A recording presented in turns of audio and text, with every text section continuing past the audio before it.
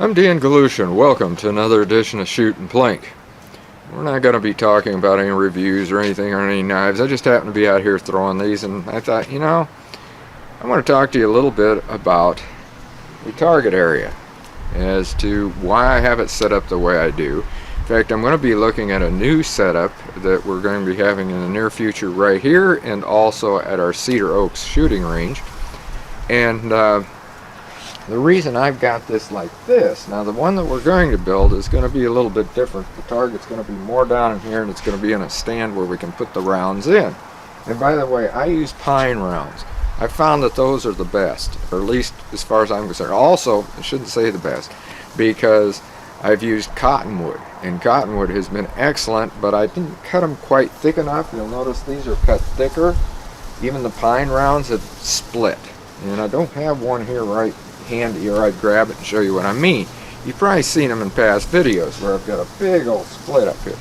And that's what happens the thinner you cut them. These are thicker, especially this one down here. This one, and then this is thinner than those.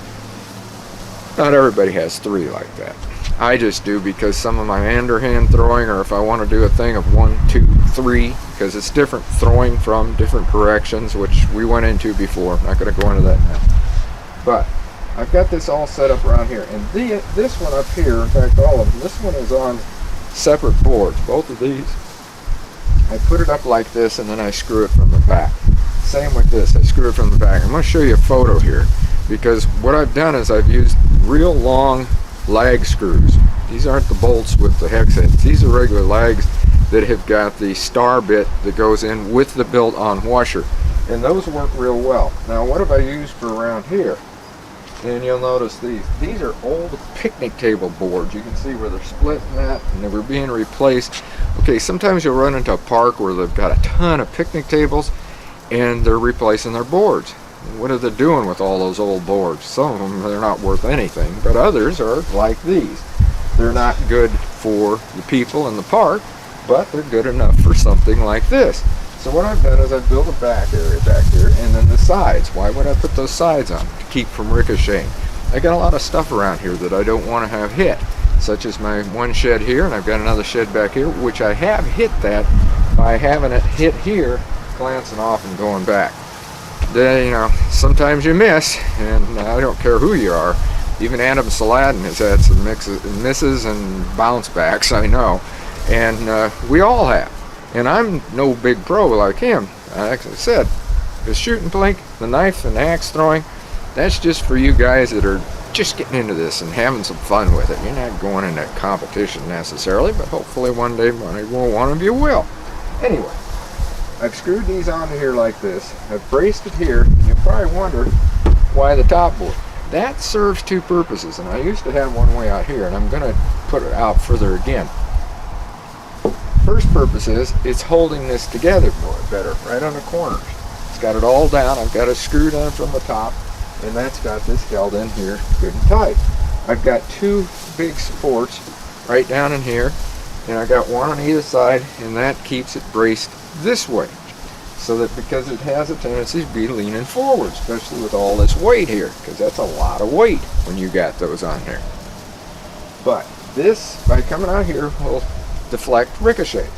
This, even though this is short, it has deflected them, because you hit this, it'll take off and it'll go up like that. Yeah, I've had it happen more than once, and I've had a lot of them fly upward, and it kind of hits this tree right here. Well, that isn't as bad. In fact, that tree has kind of protected them from going anywhere else. I have had, when I used to have this set up in another location, which you see in some of the other videos, there's another area of property back here. This has taken off without any top deal, and the knife has gone up over and landed over near the property, which is wooded area. My big problem was finding it, and that's the thing about these knives. It's another thing it does. Like if I'm out at Cedar Oaks and I'm throwing these and it glances off, it goes over, whatever, try to find one of those in a wooded area. It's not real easy, especially if I'm throwing my smaller ones like the JXE, JXOs that I've got that are pretty much a no spin. They're called the dart. But you throw that and it takes off you know, you're going to have yourself a fun time searching for your knife. I guarantee you, because when it went over the top and went into the woods, that's what it is. So something like this can serve a lot of different purposes. Safety wise, saving you having to hunt for your knives, although sometimes they'll go down in there, and it's, if you're throwing them in a little darker situation, it's harder. But anyway, that's what I do, and I wanted to bring that up and give it to you on a video. So until next time, shoot safe or throw safe, and have a great day of plinking.